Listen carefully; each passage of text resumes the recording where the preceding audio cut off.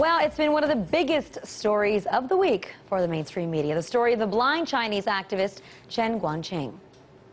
Diplomatic crisis over the fate of the blind Chinese dissident Chen Guancheng. Diplomatic negotiations between the U.S. and China over dissident Chen Guancheng. Chen sparked the standoff when he escaped home confinement to reach the U.S. Embassy in Beijing last week. It looks like the start of a compromise this morning after a 24-hour drumbeat from Republican critics who say the administration was bungling a major human rights case. There's a possible breakthrough in this diplomatic standoff. Diplomatic quagmire may be over. According to the State Department, quote, Mr. Chen has been offered a fellowship from an American university where he can be accompanied by his wife and 2 children. China has agreed to accept travel applications from him and his family. The agreement's seen as a face-saving option for the Chinese government. The State Department expects the Chinese government to quickly deal with an application to allow this blind Chinese dissident to travel abroad and come to the United States. The Chinese government says that Chen Guancheng has the same right to travel abroad as any other citizen of China. Chinese officials are saying that Mr. Chen can go through the normal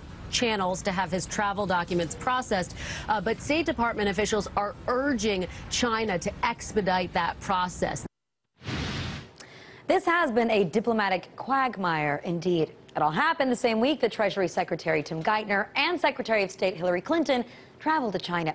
And after the constant berating that you hear from U.S. officials towards China's human rights record, it's one of those situations that you better get right or shut up.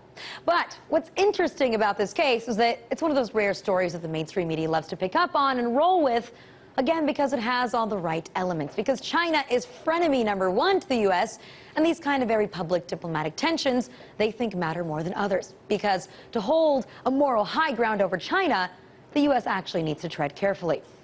Couldn't be more different when it comes to certain countries where our war on terror is playing out. The shadow war countries where nobody pays attention to human rights records and the fate of a lone dissident or even a journalist. Now, the countries where our government doesn't even like to acknowledge the deaths of civilians due to our own counterterrorism policies like airstrikes and drone strikes. There, they're just considered collateral damage. And the media takes the same line. And so reason to bring this up again is not only the extensive coverage that's been given to Chen Guancheng, but also because yesterday was World Press Freedom Day.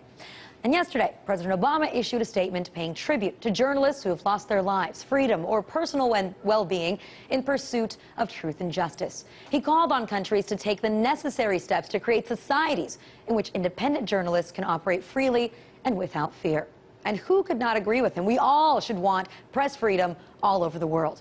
But of course, the thing is that this is the administration that's launched a massive war on whistleblowers that hurts press freedom. But even more importantly, in this context of calling on countries, we have to remember the case of Abdulelah Haider Shaye. That's the Yemeni journalist that Jeremy Scahill reported on for The Nation, who now stays in prison in Yemen at President Obama's own request. A journalist who reported on the results of U.S. counterterrorism policies, including an airstrike in which many civilians were killed. He was also able to speak to members of AQAP. He was reporting on our war on terror, a shadow war where the local government covered for our airstrikes, which we found out about thanks to WikiLeaks cables. He was reporting on what's embarrassing to the U.S. And today, he's still in jail. But the mainstream media, they didn't care then when Jeremy Scahill's story first came out, and they'll continue to not care now. Because unlike a diplomatic debacle with China, when it comes to Yemen, there's nothing to lose. And the White House knows it, and the mainstream media knows it, and helps keep it that way by ignoring it. That they choose to miss.